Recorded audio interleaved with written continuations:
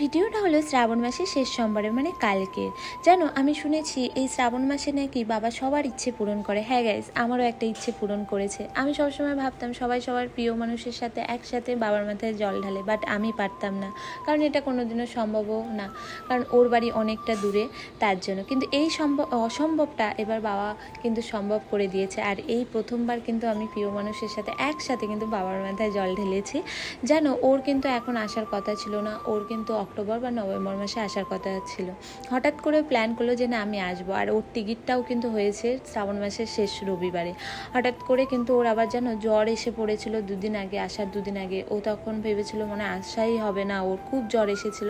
তারপরে ও মানত করেছিল যদি ও আসতে পারে আমাদের মন্দিরেও 2টো সরায় দুধ কলা দেবে। তাই ও 2টো সরায় দেখো দুধ কলা দিয়েছে, আর আমিও কিন্তু 2টো সরায় দুধ কলা দিয়েছি। তোমরা যারা আমার ভিডিও দেখো শুরু থেকে তারা দেখেছো শ্রাবণ মাসের প্রত্যেক সোমবারে আমি মা মনসার নামে 1 বাটি করে দুধ দিয়েছি।